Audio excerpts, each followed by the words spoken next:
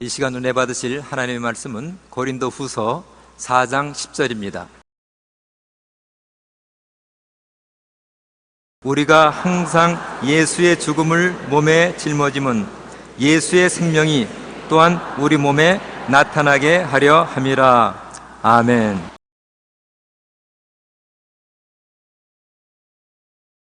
오늘 저는 여러분과 함께 우리가 항상 짊어지는 예수님의 죽음이라는 제목으로 말씀을 나누겠습니다.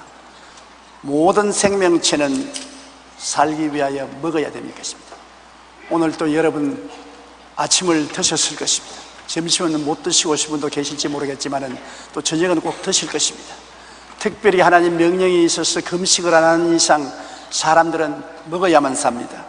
초식 동물들은 풀을 먹고 육식 동물들은 초식 동물을 잡아먹고 삽니다. 그래서 삶의 에너지를 얻습니다. 약한 생명체를 강한 생명체가 잡아먹고 사는 것이 우리가 보기에는 좀 비극적인 것 같습니다만 죽음과 생명이 우리 주변에서 동시에 늘 일어나고 있는 것입니다. 그렇기 때문에 우리는 예수님이 왜 죽어야 하는지를 마음속에 깊이 생각해 보아야 될 것입니다. 주님께서 최후의 만찬 때 제자들에게 당신이 왜 죽어야 하는지를 말씀하셨습니다. 요한복음 6장 53절로 58절에 예수께서 이르시되 내가 진실로 진실로 너희에게 이르노니 인자의 살을 먹지 아니하고 인자의 피를 마시지 아니하면 너희 속에 생명이 없느니라. 내 살을 먹고 내 피를 마시는 자는 영생을 가지고 마지막 날에 내가 그를 다시 살리리니 내 살은 참된 양식이요 내 피는 참된 음료로다. 내 살을 먹고 내 피를 마시는 자는 내 안에 거하고 나도 그 안에 거하나니 살아계신 아버지께서 나를 보내시며 내가 아버지로 말미암아 사는 것 같이 나를 먹는 그 사람도 나로 말미암아 살리라. 이것은 하늘에서 내려온 떡이니 조상들이 먹고도 죽은 것과 같지 아니하여 이 떡을 먹는 자는 영원히 살리라. 이스라엘 백성은 광야를 40년 동안 방황할 때 만나를 먹었습니다. 하늘에서 내려온 떡을 먹어야 되는 것입니다. 안 먹고는 못 삽니다. 근데 우리는 주님께서 주님의 살을 먹고 주님의 피를 마시라고 하는 것입니다. 제일 처음에 이 말을 들을 때 깜짝 놀랍니다. 우리가 식인종도 아닌데 예수님이 살을 먹고 피를 어떻게 마시느냐. 그러나 주님은 엄하게 말씀하십니다. 내 살을 먹고 내 피를 마시지 아니하면 너희 속에 생명이 없다. 우리가 음식을 먹지 아니하면 굶주려서 생명을 잃어버린 것입니다. 우리의 생명의 에너지는 음식을 먹음으로 오는 것입니다. 영적인 영생의 생명의 에너지는 예수님을 먹어서 힘을 얻는 것입니다. 예수님을 먹지 않고 종교를 먹어서 힘을 얻는 것은 아닙니다. 의식을 행함으로 힘을 얻는 것이 아닙니다. 우리는 매일같이 예수 그리스도를 믿음으로 먹고 마셔야만 우리가 삶을 가질 수가 있는 것입니다. 그러므로 우리 신앙인 정말 예수님의 살과 피를 먹고 마심으로 매일매일 살아간다는 심각한 내용을 알아야 되는 것입니다. 우리에게 살을 주고 피를 흘려 마시게 하기 위해서는 고난을 당하지 않고는 안 되는 것입니다. 예수님이 우리 구원하는 것은 무슨 수양이나 도덕을 통해서 구원시키는 것이 아닙니다. 직접 당신이 죽어서 살을 찢어주시고 피를 흘려주셔서 먹고 마시게 하심으로 구원을 얻게 되는 것입니다. 그러므로 예수님은 죄로 죽은 우리를 십자가에 걸머쥐고 매달렸었습니다. 십자가에서 우리 대신하여 몸을 찢고 피를 흘려 죽으셨던 것입니다. 그렇기 때문에 예수님의 피, 예수님의 살은 우리를 살리는 놀라운 능력이 그 속에 들어있는 것입니다. 로마서 5장 8절에 우리가 아직 죄인 되었을 때 그리스도께서 우리를 위하여 죽으심으로 하나님께서 우리에 대한 자기의 사랑을 확정했다고 말한 것입니다. 독일의 문호 꿰데가 쓴 파우스트라는 책에서, 파우스트는 문학가이자 법학가이고 철학자이자 신학자였습니다. 그럼에도 그는 인생 문제에 부딪혀 마음에 심각한 고민을 한 끝에 도저히 살아갈 희망을 잃어버리고 자살하기로 작정을 했습니다. 그런데 부활절의 종소리가 나면서 내 문제로 내가 죽었고 너도 나와 함께 부활했다 하는 하나님의 음성을 들었습니다. 그 후 파우스트는 기쁨과 소망으로 새 삶을 시작했다고 말한 것입니다. 여러분, 예수님은 우리에게 새 삶을 주시기 위해 십자가에서 우리 옛사람을 걸머쥐고 찢어지고 피를 흘리시고 옛사람을 청산해버리고 그리스도는 우리에게 새 생명을 주기 위해서 찢어진 살과 피를 먹고 마시도록 허락해 주신 것입니다. 그러므로 예수 그리스도를 먹음으로 우리는 새로운 삶을 얻게 되는 것입니다. 성경은 우리가 항상 예수의 죽음을 몸에 짊어진다고 말한 것입니다.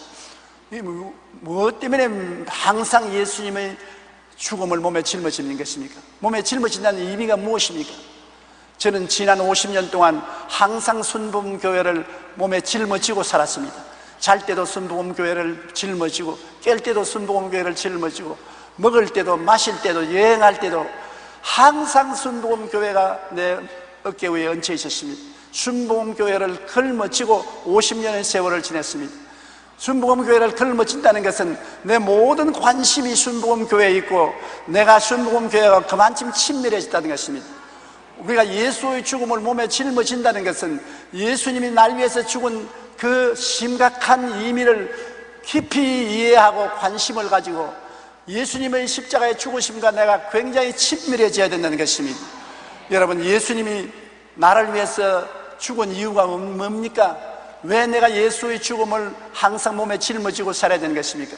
예수님의 죽음은 내 죄의 용서를 의미하기 때문에 깊은 관심을 가져야 되는 것입니다. 로마서 3장 23절로 24절에 모든 사람이 죄를 범하였음에 하나님의 영광에 이르지 못하더니 그리스도 예수 안에 있는 속량으로 말미암아 하나님의 은혜로 값없이 의롭다함을 얻은 자가 되었나니라. 예수님께서 십자가에서 나의 일생의 죄를 짊어지고 빚을 갚음으로 우리는 값없이 빚에서 해방되고 용서와 의로움을 얻게 되었으므로 예수의 죽음이 나에게 영원한 생명을 주신 것이기 때문에 관심을 가져야 되는 것입니다. 항상 예수의 죽음이 내 관심사가 되고 예수의 죽음을 몸에 짊어지고 자고 깨고 살아야 되는 것입니다. 그리고 예수님의 죽음을 통해서 우리 부패한 삶이 청산되는 것입니다.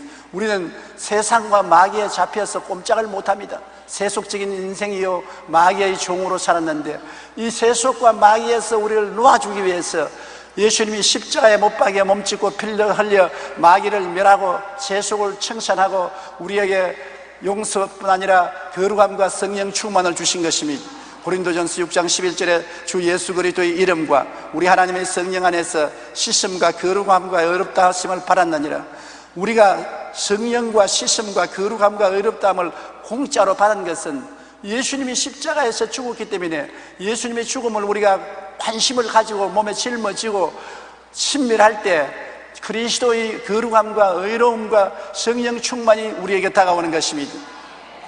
베드로전서 1장 18절과 19절에 너희가 알거니와 너희 조상이 물려준 헛된 행실에서 대수감을 받은 것은 은이나 금같이 없어질 것으로 된 것이 아니요 오직 흠없고 점없는 어린 양 같은 그리스도의 보배로운 피로 된 것이라.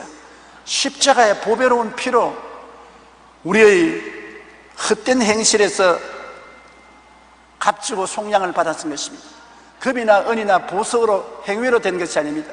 그렇기 때문에 우리는 예수 그리스도의 죽음을 항상 몸에 걸머쥐고 깊은 관심을 가져야 되는 것입니다.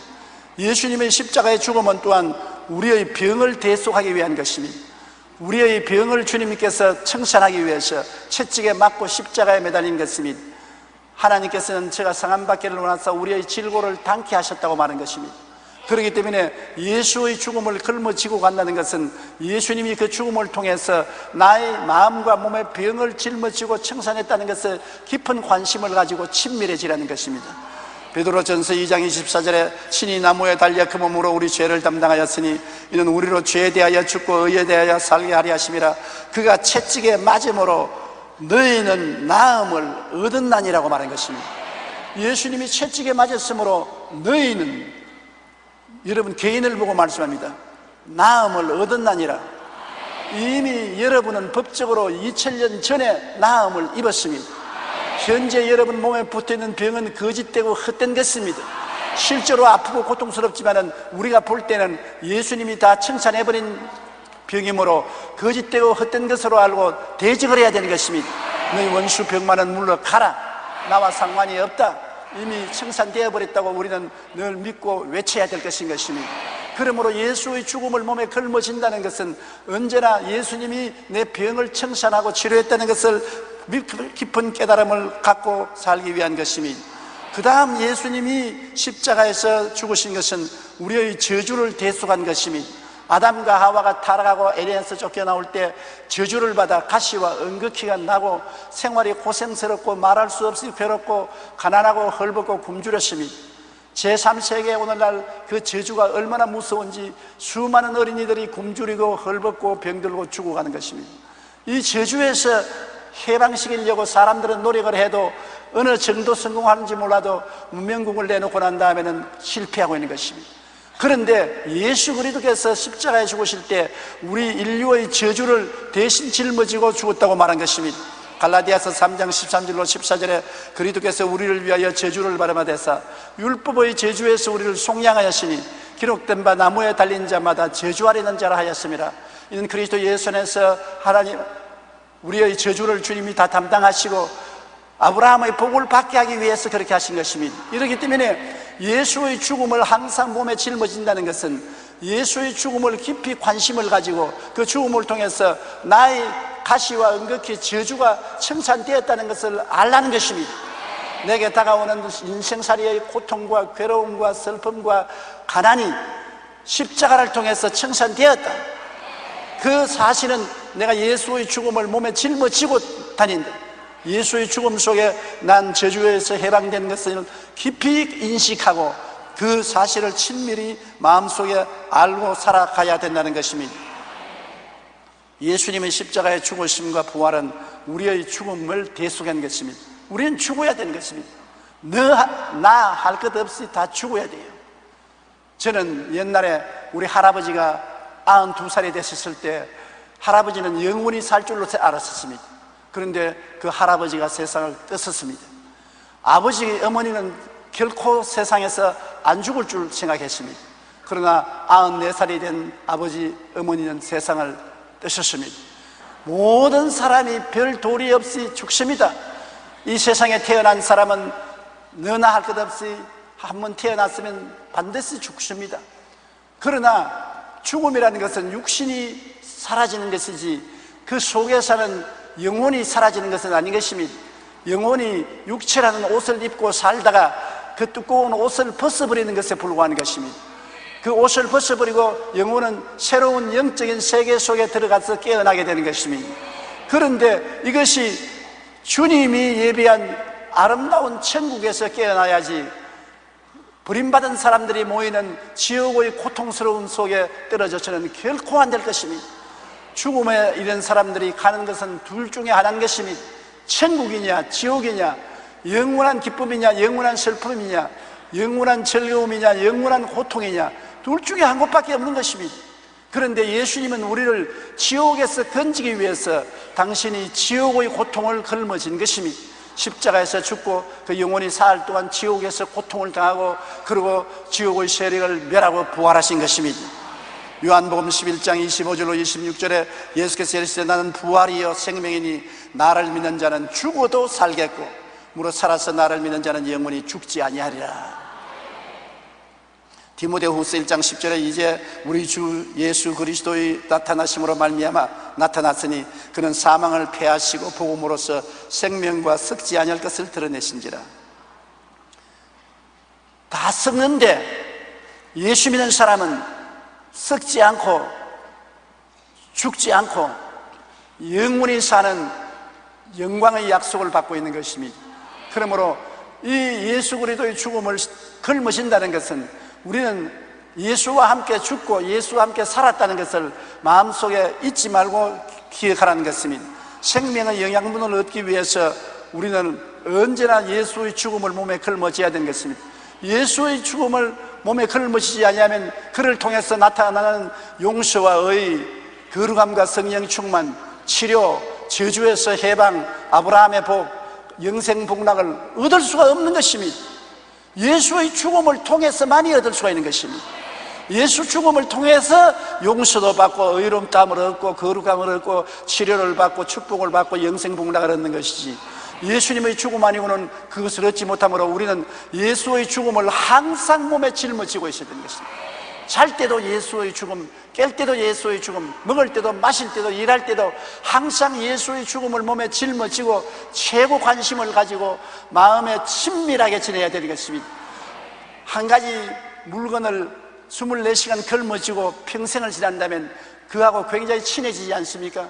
예수의 죽음을 늘 몸에 걸머쥐고 있다는 것은 예수의 죽었다가 부활하심과 내가 친밀하여 하나가 된다는 것입니다. 그러므로 예수 죽음 내 죽음, 예수 무덤 내 무덤, 예수 부활 내 부활, 예수 천당 내 천당, 예수 그리스도와 나는 분리할래야 분리할 수가 없게 된 것입니다. 아무리 도망을 쳐도 예수님이 우리 등에 얹혀 있는 것입니다. 아무리 멀리 달아나도 예수 그리스도를 우리는 짊어지고 있는 것입니다. 그처럼 그리스도와 우리는 불가분하게 하나가 되어 있는 것입니다. 예수 죽음이 있어야 우리에게 생명이 있지, 죽음이 없는 곳에 생명이 없습니다. 어떠한 공로를 세워도, 수양과 도덕을 닦아도, 연구를 해도 그것은 우리에게 생명을 주지는 못합니다. 날 위해서 십자가에 죽었다가 부활하신 예수님만이 생명이 되지, 예수님 떠나서는 생명이 없습니다. 종교 좋지요, 철학 좋지요, 학문 좋지요, 수양과 도덕 좋지요, 훌륭하고 좋은 것입니다. 그러나 생명은 없습니다. 오직 생명은 날 위해서 죽었다가 부활하신 예수님을 내가 끌어안고 짊어지고 의지할 때 생명이 내 속에 일어나는 것입니다. 요한일서 5장 11절로 12절에 하나님이 우리에게 영생을 주신 것과 이 생명이 그의 아들 안에 있는 그것이니라. 아들이 있는 자에게는 생명이 있고 하나님의 아들이 없는 자에게는 생명이 없나니라. 예수님이 없는데 무슨 생명이 있어요? 예수님의 생명을 심지 않았는데 무슨 생명이 있어요? 아들이 있는 자에게는 생명이 있고 아들 예수가 없는 자에게는 생명이 없습니다. 평생 교회에 남아도 예수님을 내 구주로 모시지 않은 사람은 생명이 없습니다. 금식을 아무리 하고 철야를 아무리 하고 아무리 헌신해도 예수가 마음속에 없으면 생명이 없습니다. 예수의 죽음, 예수의 부활이 나와 하나가 되어서 예수의 죽음을 항상 몸에 짊어지고 살아야 되는 것입니다. 제가 50년 동안 여의도 순복음교회를 항상 짊어지고 있은 것 같이 자나 깨나 먹거나 안 먹거나 순복음교회를 짊어지고 있었습니다.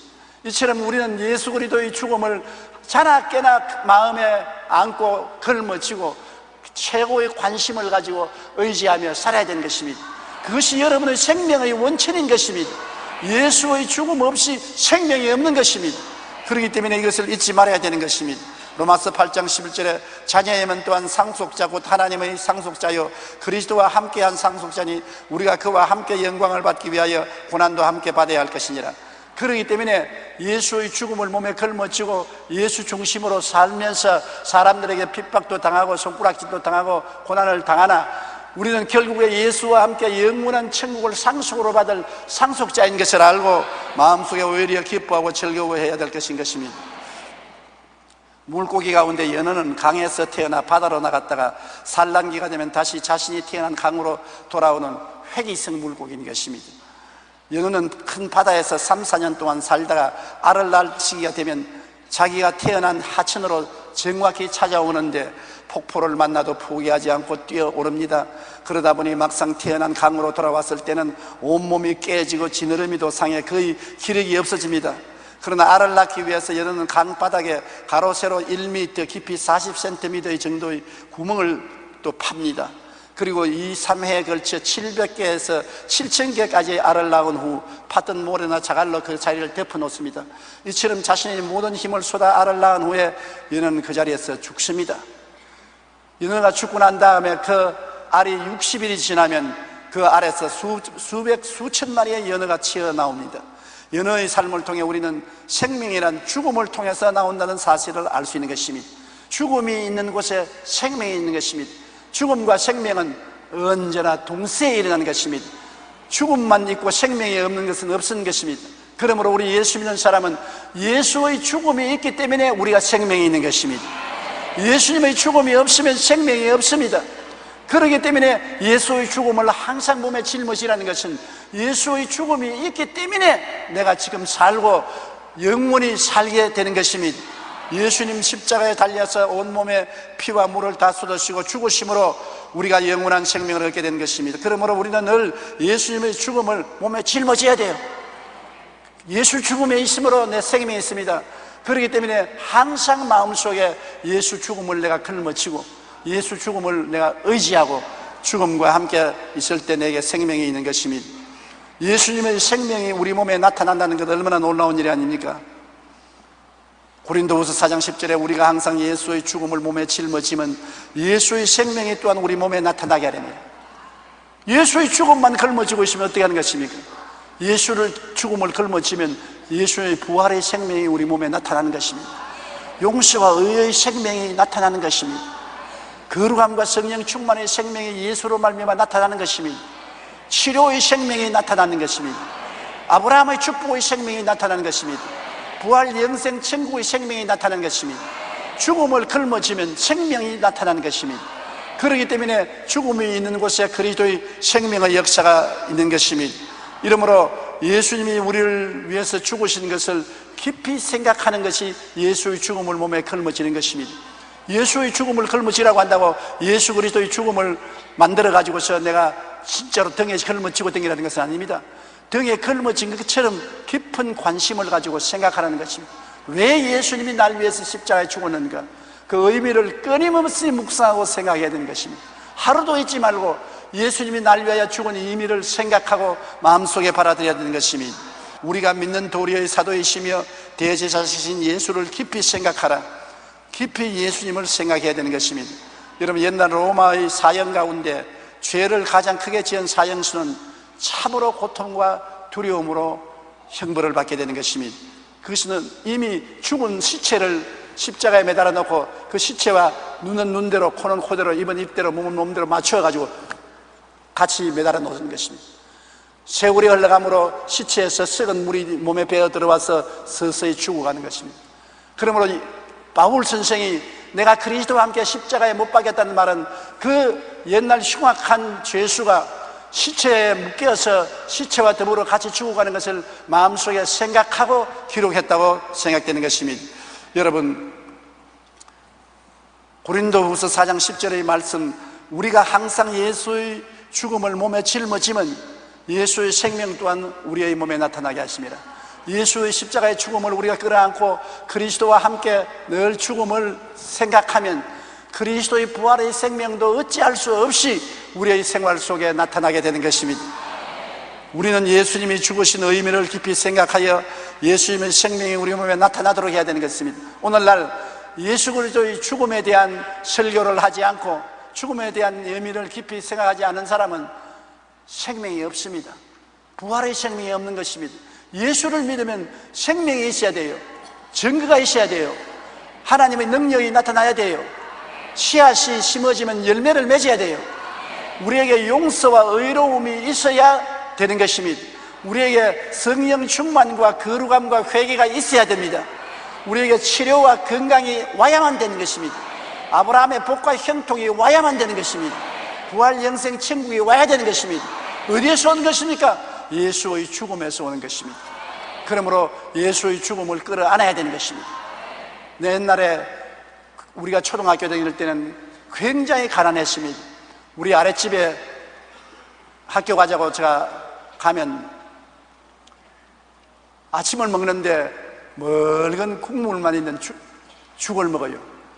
그걸 먹고 힘이 없어서 허덕허덕한, 그런데 그 운목에는 벽가마가 한 3개 놓여 있어요. 그래서 내가 물었습니다. 우리 친구 이름이 수진인데, 수진이 아버지요, 수진이 아버지요, 이렇게 멀건 죽만 먹고 살아갈 수가 없지 않습니까? 저 운목에 벼가 3가만이나 있는데 저걸 찧어서 밥을 해먹으면 어떻습니까? 아이 숟가락을 탁 넣으면서 저를 정면으로 보고서 누구를 죽이려고 그런 소리 하느냐. 저 벼 3가만이는 우리 가족의 생명이라네. 봄이 오면 벼 이삭을 뿌려야 되는데 봄에 저거를 먹어버리면 씨가 없어져. 종자 씨앗이 없으면 우리 식구들은 다 굶어 죽어. 지금 굶어서 고생하더라도 종자 씨앗을 먹으면 안 돼. 그 말이 내 마음속에 지금도 쟁쟁하게 울리고 기억나는 것입니다. 종자를 심어야 열매를 얻는 것입니다.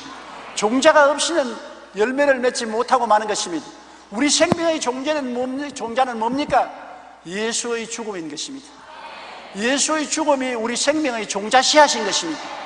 예수의 죽음을 심지 않고는 종자 씨앗이 없는데 무슨 새로운 생명이 나타날 수 있는 것입니까? 종자 씨앗을 항상 우리 마음속에 우리는 간직하고 살아야 되는 것입니다. 우리 마음속에 늘 꿈꿀 것은 내가 예수의 죽음을 마음속에 모시고 걸머짐으로 내가 예수의 새로운 생명이 나타날 것을 꿈꾸어야 되는 것입니다. 마음에 상상해야 되는 것입니다. 여유 있는 시간에 헛된 생각하지 말고 예수 십자가를 통해서 내 마음속에 하나님의 새로운 생명이 넘쳐남을 바라봐야 되는 것입니다. 용서와 의로움이 들어와서 내가 변화받고 의롭게 되는 나를 상상하고, 거룩함과 성령 충만이 들어와서 나를 변화시키는 것을 상상하고, 내가 치료받아 건강하게 되는 것을 상상하고, 내가 가시와 응급해서 해방되고 아브라함의 복을 받는 모습을 상상하고, 부활 영생 천국을 얻는 것을 상상하고, 꿈을 꾸고 기뻐하고 그를 믿는 것이 굉장히 중요한 것입니다. 예수의 죽음이 우리의 생명이 된 것을 믿어야 되는 것입니다. 우리가 마음속에 바라봄의 법칙으로 예수 죽음이 내 죽음이 되고 예수 부활 내 부활이 된 것을 늘 마음속에 바라보고 믿을 때 하나님께서는 하나님의 기적의 역사를 일으켜주는 것입니다. 골로새서 2장 12절에 너희가 침례로 그리스도와 함께 장사되고 또 죽은 자들 가운데서 그를 일으키신 하나님의 역사를 믿음으로 말미암아 그 안에서 함께 일으키심을 바라나니라. 그렇기 때문에 여러분은 예수 그리스도의 죽음을 항상 바라보고 죽음에 의지하고 예수님의 부활이 내 몸에 넘쳐나서 그리스도의 생명이 나를 채운다는 것을 마음속에 상상하고 믿어야 되는 것입니다. 그리고 늘 입으로 말해야 되는 것입니다.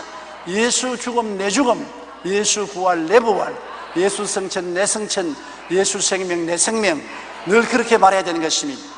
허드슨 테일러는 중국의 큰 지방마다 선교회를 설립하고 큰 희생과 겸손으로 복음을 전하며 중국 선교의 문을 열은 분인 것입니다. 처음에 그는 많은 어려움을 겪고 자신이 극심한 영적 피곤으로 고통당하는 것입니다. 자기는 죄인이고 무력하고 무능력해서 아무것도 할 수 없다는 고통 때문에 몹시 괴로워했습니다. 아무 힘도 없는 것을 알고 자기는 무능력해서 쓸데없는 인간이라고 생각하는 것입니다. 그런데 친구 메카티가 편지를 쓰는데 그 편지를 받고 난 다음에 이 테일러는 완전히 달라졌습니다. 그 친구 메카티가 쓴 편지 내용은 이 세상에 우리가 예수와 함께 죽었으면 예수와 함께 사는 것이다. 내 힘으로 사는 것이 아니다. 예수 이름으로 사는 것이다. 예수 죽음이 내 죽음이 되면 예수 부활도 내 부활이 되는 것이다. 부활한 예수님이 내 속에 계시고 내가 그 예수님을 바라보고 의지하면 내 힘으로 살지 않고 예수 힘으로 산다. 예수 힘으로 의롭게 살고 예수 힘으로 거룩하게 살고 예수 힘으로 건강하게 살고 예수 힘으로 저주를 이기고 살고 예수 힘으로 영생 천국을 누리게 된다. 나를 의지하지 말고 내 안에 계신 부활한 예수님을 바라보고 의지하고 믿고 살아라. 이것이 허드슨 테일러의 생애를 변화시켰습니다. 그날부터 그는 자기를 십자가에 못 박아버리고 예수님만 바라보고 내 속에 예수님이 나의 생명을 살아준다고 믿었습니다. 그 결과로 그는 굉장한 기도의 힘이 생기고 믿음이 생기고 활력이 생겨서 보통 사람이 할 수 없는 수많은 일을 중국에서 한 것입니다. 바울이 말한 것처럼 내가 그리스도와 함께 십자가에 못 박혔나니 이제 내가 사는 것은 내가 아니요 내 안에 그리스도께서 사신 것이라. 내가 이제 이 육체 가운데 사는 것은 나를 사랑하사 나를 위하여 목숨을 버리신 예수님을 믿는 믿음으로 산다. 그리스도가 죽었다가 부활하심으로 그가 여러분 속에 살아있다고 믿게 되시기를 주님 이름으로 축원합니다. 한번 따라 말씀하세요. 예수님께서 나와 함께 죽으시고 나와 함께 부활하셔서 내 안에 지금 사신다. 그러므로 예수님의 생명을 의지하면 새로운 힘이 생기는 것입니다. 많은 사람들이 텔레비를 보고 저에게 그런 말을 합니다. 조 목사님이 몸에 요사이 약하고 그래서 부흥회도 안 나가고 해외여행도 안 하고 선교도 안 한다 그러는데 텔레비에서 설교하는 거 보면 말같이 거짓말 아니냐 말이지. 말도 똑똑하고 기운차고 괜찮은데 왜 그런 거짓말을 하냐. 강단에서 일어섰을 때하고 강단에 내려갈 조용기는 다른 사람이다. 강단에 내려갔을 때는 조용기가 내 힘으로 살기 때문에 힘이 없고 지치고 피곤하고 능력이 없지만은 강단에 올라올 때는 내가 예수님을 의지하고 예수님을 바라보고 예수님 얻고 사는 것이므로 예수의 생명으로 설교한다. 저는 저희 스스로를 봐도 언제나 느끼는 것입니다. 내가 강단 밑에 내려갔을 때 얼마나 힘이 없고 지치고 피곤한데, 강단에 올라가서 그리스도의 복음을 전할 때는 완전히 새 사람이 되어버리고 새로운 능력과 힘이 솟아나는 것을 느끼는 것입니다. 예수의 생명이 나타나기 때문인 것입니다. 예수의 죽음을 우리가 인지하면 예수의 생명도 우리 몸에 나타나서 역사하는 것입니다. 예수의 생명이 들어오면 우리 세계가 변화되는 것입니다. 김준호 씨는 대학교 2학년 때 기술병으로 군에 입대하여 탱크 위에서 떨어지는 바람에 목을 다치게 되어서 전신마비가 되어 일거수일투족을 남의 도움을 받지 않으면 못 살게 됐습니다. 20대의 젊은 나이에 그런 처절한 상황 속에서 매일 절망과 슬픔 가운데 자신을 저주하며 죽으려고 했는 것입니다. 그러던 어느 날 휠체어를 탄 여자 전도사 두 분이 그에게 와서 예수님을 전했습니다. 예수님을 믿고 마음의 평안을 얻으십시오. 예수님은 당신의 모든 고통스러운 짐을 대신 짊어져 주시는 분으로 참 구세주가 되십니다. 가만히 보니까 그 여자 전도사 둘이도 서서 걷지 못하는 휠체어에 탄 불구자면서도 불구하고 얼굴이 태양같이 빛나며 즐거운 마음으로 예수를 믿어 새 사람이 되라고 해서 그게 감동을 입고 이 사람도 예수 그리스도를 마음에 모셔드리게 됐습니다. 그러자 칠흑같이 어두웠던 그의 마음에 형언할 수 없는 평안의 빛, 생명의 빛이 비추오기 시작한 것입니다. 도저히 이해할 수 없습니다. 그리스도를 구주로 모시자 광명한 빛이 마음속에 들어오고 삶의 기쁨이 용수섬치며 무언가 할 수 있을 것 같은 긍정적인 희망찬 생각이 들어왔습니다.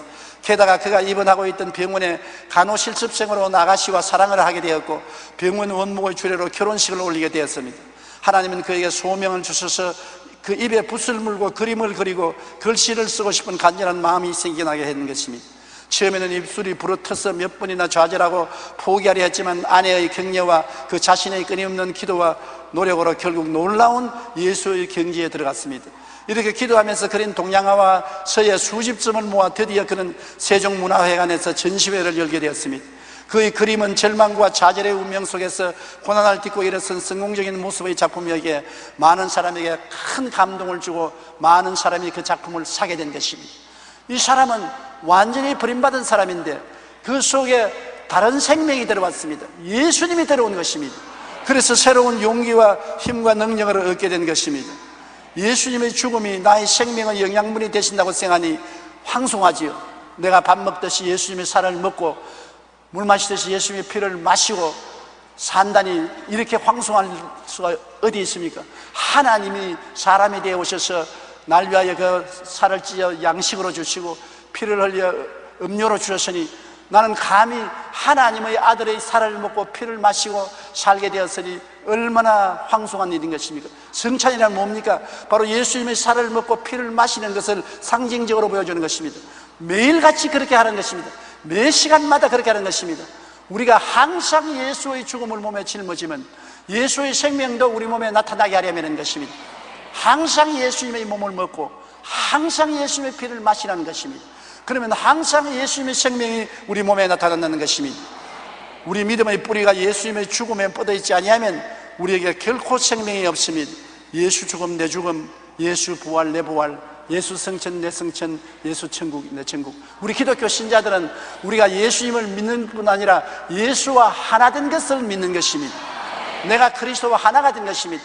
예수님은 나와 같이 되어서 죄인이 되고 고통을 받고 우리 죄를 대신하여 십자가에 못 박혀 죽고 부활할 때는 자기와 같이 되기 위해서 부활한 것입니다. 부활한 예수님이 우리 속에 들어와서 우리와 같이 되어서 예수님의 의가 나의 의가 되고 예수님의 거룩함이 나의 거룩함이 되고 예수님의 치료가 나의 치료함이 되고 예수님의 축복이 내 축복이 되고 예수 천당이 내 천당이 된 것입니다. 예수가 우리와 같이 되기 위해서 오신 것은 예수님은 우리가 예수님처럼 되게 하려고 그렇게 하신 것입니다. 예수님이 우리에게 오신 것은 우리로 하여금 예수님이 계신 곳에 우리도 가서 있게 하기 위해서 그렇게 하는 것입니다. 그러므로 예수 믿는다는 것은 종교가 아닙니다. 철학이 아닙니다. 수양도 아니고 도덕도 아닌 것입니다. 예수가 우리처럼 되어서 우리를 대신하여 십자가에 죽었다가 부활하심으로 말미암아 우리도 예수님처럼 되게 하기 위한 것입니다. 예수님처럼 이제는 의롭게 되고 예수님처럼 거룩하게 되고 예수님처럼 건강하게 되고 예수님처럼 축복받게 되고 예수님처럼 천국 백성이 되어서 영혼이 잘됨같이 범사에 잘되며 강건하고 생명을 얻되 풍성하게 얻는 삶을 사는 여러분 되시기를 주님 이름으로 축원합니다. 우리 고개 숙여 기도드리겠습니다. 사랑하신 하나님, 우리 아버지여, 우리가 예수의 죽음을 항상 몸에 짊어지면 예수의 생명도 우리 몸에 나타나기 위한 것입니다. 우리 위해서 죽은 예수님, 우리는 예수 위해서 살아나야 되는 것입니다.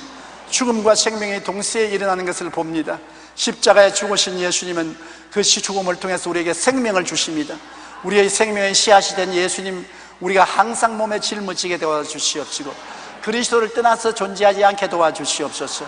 오늘 예수의 죽음을 몸에 받아들임으로 예수의 부활에 참여하는 우리들이 다 되게 도와주시옵소서. 예수님 이름으로 기도합니다. 아멘.